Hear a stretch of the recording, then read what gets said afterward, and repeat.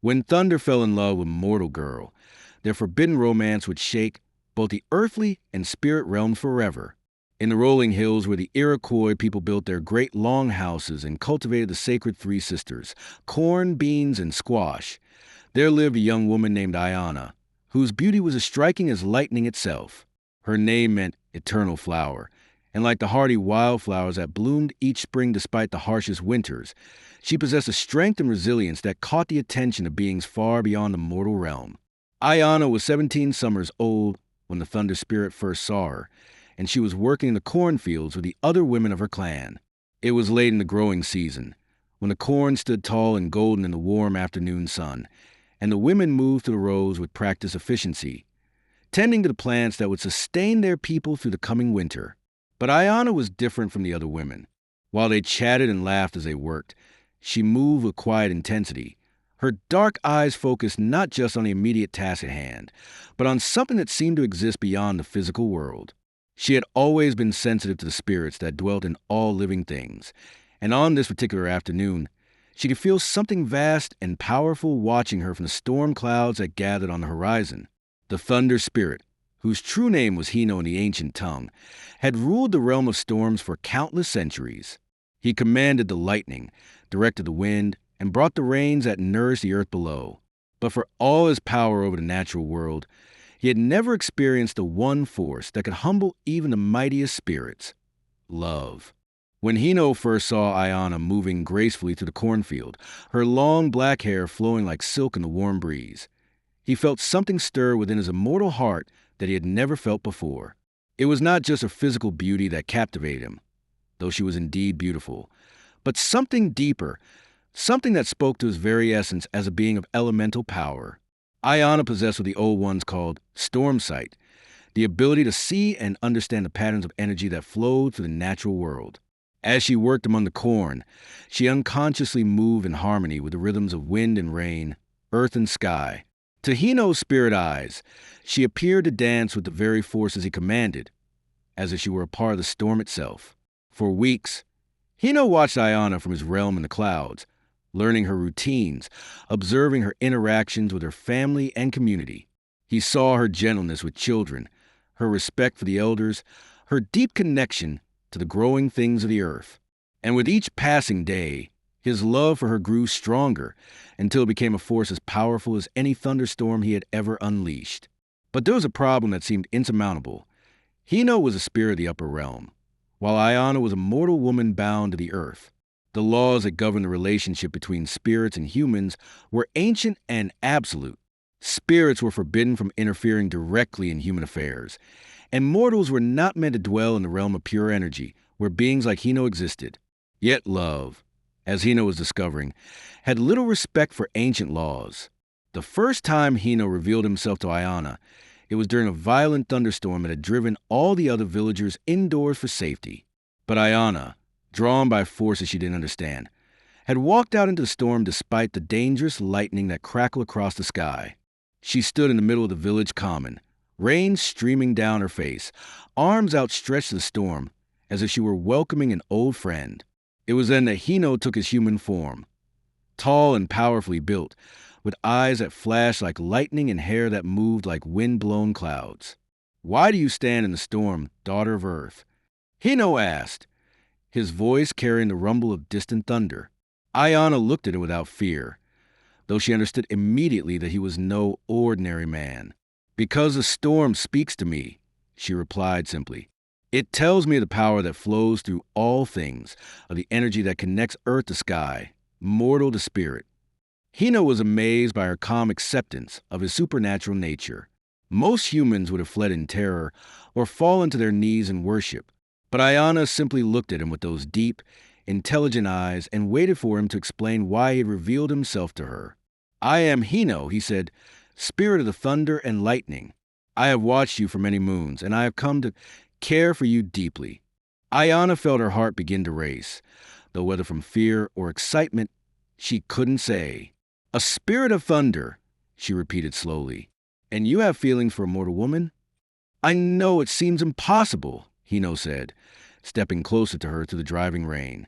"I know it violates every law that governs a relationship between our realms. But I cannot deny what has grown in my heart. I love you, Aiyana, daughter of Earth. The words hung in the air between them like electricity before a lightning strike. Aiyana felt the truth of them resonate in her very bones, for she had been feeling a strange pull toward the storm realm herself, a growing sense that her destiny lay somewhere beyond the confines of mortal existence. What would such love mean? She asked quietly. How could a spirit and a mortal woman share a life together? I don't know, Hino admitted, but I am willing to find out if you are brave enough to join me in discovering the answer. Their courtship was unlike anything that had ever existed in the history of either realm. During the day, Aiyana continued her life among her people, working in the fields, helping with the harvest, participating in the ceremonies and celebrations that marked the passing of the seasons. But when storms came to the region, and they came frequently during those months, Aiyana would slip away from the village to meet Hino in places where the veil between worlds grew thin. Sometimes they would walk together through forests that existed simultaneously in both the mortal and spirit realms. Other times, Hino would take her up into the storm clouds themselves, where she could see the world spread out below like a vast tapestry woven from earth and sky. In Hino's realm, Aiyana discovered abilities she had never known she possessed. She could call lightning to dance between her fingers, summon rain with a whispered word, and ride the wind currents as easily as walking across solid ground. It was as if being near Hino awakened the storm spirit that had always slumbered within her mortal heart. But their secret love was not destined to remain hidden forever. The first sign of trouble came when the other spirits who ruled the natural world began to notice changes in the storm patterns over Iroquois territory. Hino's emotions were affecting his control over thunder and lightning, causing unseasonable storms and disrupting the careful balance that maintained harmony between the elements. Geo, the spirit of the winds, was the first to confront Hino about his unusual behavior. Brother Thunder, Geo said during a gathering of the elemental spirits, your storms have become erratic. They come at strange times, last longer than they should, and seem to follow patterns that serve no purpose for the earth below. What has caused this change in your nature? Hino tried to deflect the question, but his fellow spirits were too perceptive to be fooled. They could sense the new energy that surrounded him, the emotional turmoil that was affecting his elemental powers. It was Arenda, the great spirit who maintained the balance between all things, who finally discovered the truth. You love a mortal, Orenda said, her ancient voice carrying the weight of eons. A human woman has captured your heart, and her presence in your thoughts is disrupting the natural order. Hino could not deny what Orenda had discovered. Yes, he said simply. I love her, and she loves me in return. The reaction from the assembled spirits was immediate and intense. Some were horrified by what they saw as a violation of the most fundamental laws of existence. Others were curious about what such a union might mean for the relationship between the mortal and spirit worlds. But Arenda's response was the only one that truly mattered, for she had the authority to forbid the relationship or allow it to continue. Since the beginning of time, the Great Spirit said slowly, mortals and spirits have been kept separate for good reason. The energy that flows through our realm is too powerful for mortal bodies to contain. The emotions that drive mortal hearts are too chaotic for spirits to safely experience. When these forces mix, the results are unpredictable and often catastrophic. But what if there was a way to bridge the gap? Hino asked desperately, what if love could find a path between the realms that honors both without destroying either? Orenda was quiet for a long moment, her ancient wisdom weighing possibilities that had never before been considered. There is a way, she said finally, but it would require a sacrifice from both of you, and the outcome would change you both forever. Tell me, Hino said immediately. The woman must choose, Orenda explained. She can remain fully mortal and live her natural lifespan on Earth, in which case you must give up your feeling for her and never see her again. Or she can accept transformation into a being that exists between the mortal and spirit realms, gaining immortality and power, but losing her human connections forever. And if she chooses transformation? Hino asked. Then you, too, must be transformed, Orenda continued. You would retain your power over storms, but you would also take on mortal emotions and vulnerabilities. You would experience pain, doubt, fear, all the challenges that make mortal existence so difficult. But we would be together, you would be together, Orenda confirmed. But you would also be responsible for maintaining the balance between storm and calm, spirit and mortal, in ways that no beings have ever attempted before. The success or failure of your union would affect both realms for all time. Hino accepted the conditions immediately, but he knew that the choice ultimately belonged to Aiyana. He found her that evening in the grove where they often met, and he explained everything that had transpired in the spirit realm.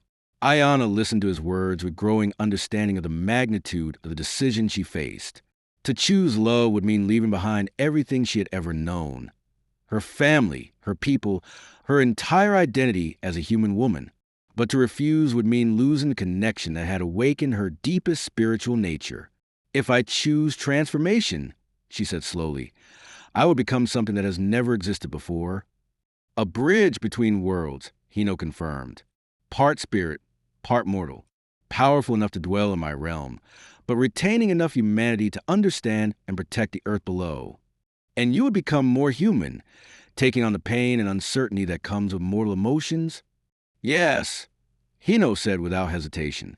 For you, I would gladly accept any burden. Aiyana was quiet for a long time, her eyes distant as she contemplated a choice that would echo through eternity. There is something you should know, she said finally. I have been having dreams lately, visions of a future where the balance between the natural and human worlds is threatened. I see great machines that poison the air, cities that spread across the sacred lands, people who have forgotten their connection to the spirits of earth and sky. Hino felt a chill that had nothing to do with the wind. What do these visions tell you? That the world will need guardians who can exist in both realms, Aiyana said firmly. Beings who understand both the power of the spirits and the needs of mortals. Perhaps this is why our love was allowed to grow, not despite the laws that separate our worlds, but because those laws need to change. With this realization burning bright in her heart, Aiyana made her choice. I choose transformation, she said, taking Hino's hand in hers. I choose love and responsibility, and a future that we will create together.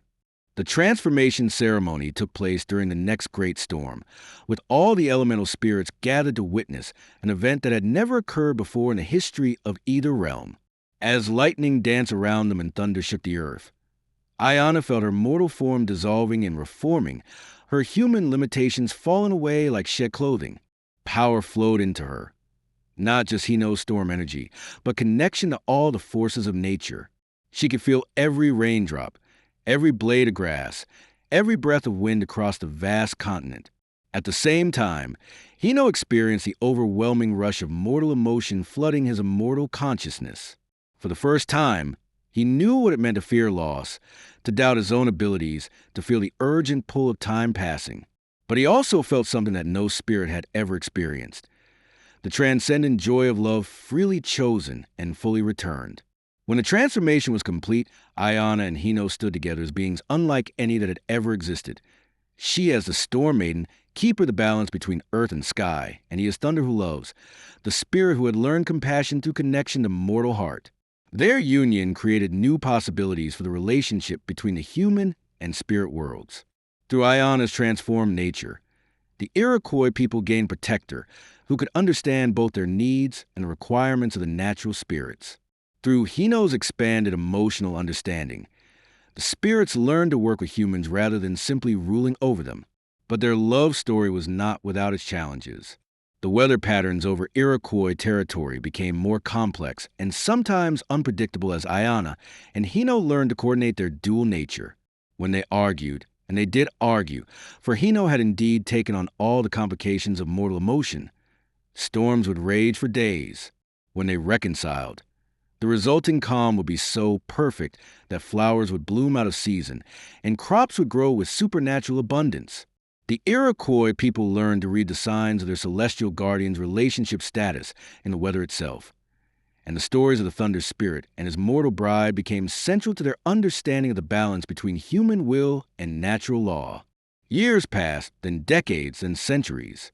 Aiyana and Hino remained together, their love growing stronger as they learned to navigate their unique existence between worlds. They became the bridge that allowed greater communication and cooperation between spirits and mortals, and their example inspired other cross-realm relationships that enriched both sides of existence.